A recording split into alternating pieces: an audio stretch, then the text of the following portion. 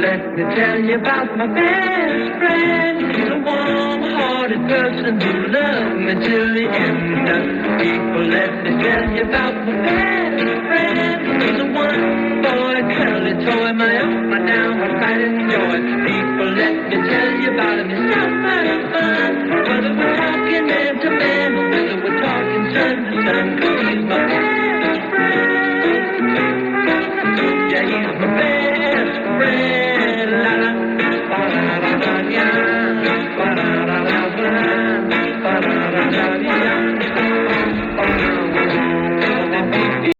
So before Joe Exotic, there was another king of the jungle.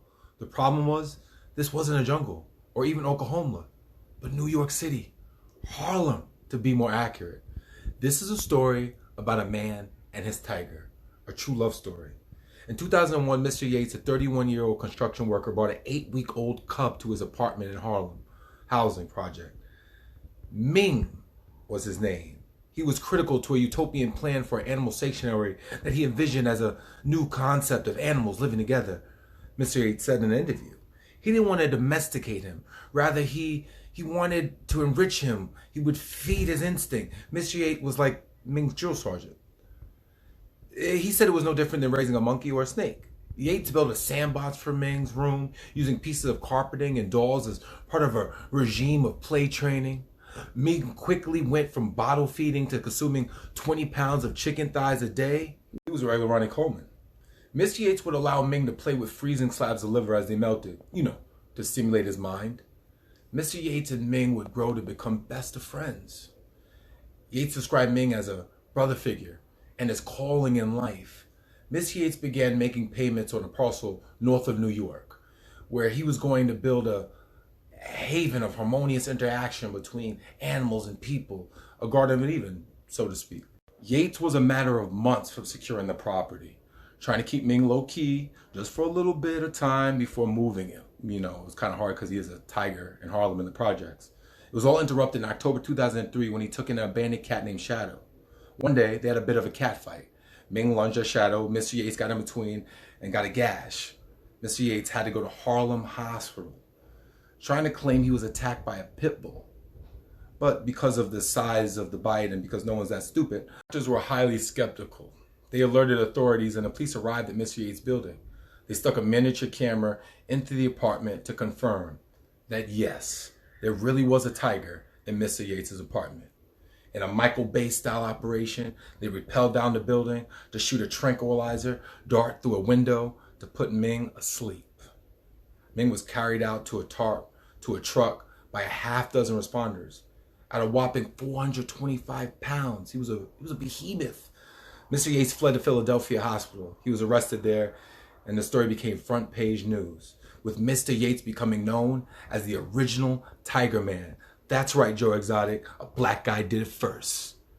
He pleaded guilty to reckless endangerment and possessing a wild animal, and Mr. Yates would say most of the time, it was just me there, no family, no friends, no girlfriends.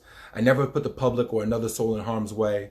I'm not a hardcore criminal. I'm just a person, passionate for animals. I always love animals till I leave this planet. I'm not going to just give up because of the judicial system. I love the experience, and I would do it again. Well, Ming passed in 2009. Ming was cremated, and his stone monument read, Ming, Tiger of Harlem. And what do we learn from this story? I don't know, but it's true love, The world didn't want it, and for good reason, because somebody could have got eaten. But, through all the odds, they had a moment, And maybe that's what we're all looking for, a moment in time, And then the jail sentence after. But take care of each other. What did Jerry Seinfeld? No, that's Jerry Springer. Time, take care of yourself and each other. The next time someone tells you they had a wild night in the city, consider what New York cops dealt with today. A wild and apparently hungry 400 to 600 pound tiger roaming around a Manhattan apartment. This is the only man here with a tiger in the crib. Yeah. Yo, what possessed you to put a motherfucking tiger in the house? The same thing to possess a motherfucker to go out there and have a gun or a grenade inside of his room. You know what I'm saying? I mean, like, at the end of the day, you can't say that the tiger endangered anybody. You know what I'm saying? Because what do you fear most? A a tiger that's locked inside of a house, or a dumb motherfucker with a gun in his hand and don't know how to accurately shoot. You know what I'm saying? So, but for the most part, it was my brother's passion. It wasn't me. I was just there to hold my brother down. You know what I'm saying? And get him through that situation. So, you know what I mean? How long did you have the tiger? Well, my brother had it for 2.5 years. It was 2.5 years old, 455 pounds and 7 feet long. You know what I'm saying? In a housing complex. And he wasn't drugged up. You know what I'm saying? He wasn't under a sedated state. You know what I'm saying? That the tiger was, it was raw. It was a tiger. You know what I'm saying? But I know they my little shorty over the crib, and he was like, yo, get naked. I got a tiger in the house. What was the reaction, my dude? I mean, the reaction was just like mine, because when they first caught me, it caught me off guard and fucked me up. You know what I'm saying? I didn't expect that. I had just came home from prison. You know what I'm saying? So, you know, but that's what the situation was. So I rode with my brother on that. But it was a remarkable experience, though, for the most part. And ultimately, it goes to show us that we can be more than just drug slingers. You know what I'm saying? And stick-up kids. You know what I'm saying? Motherfuckers ain't got to be drug slingers and stick-up kids no more. We're starting to step out the box as a people and want more out of life. You know what I'm saying? So my brother wanted to build a zoo. He wanted to build a utopia. Because when he looked around him, all he seen was destruction in our neighborhood. You know what I'm saying? What did you feed the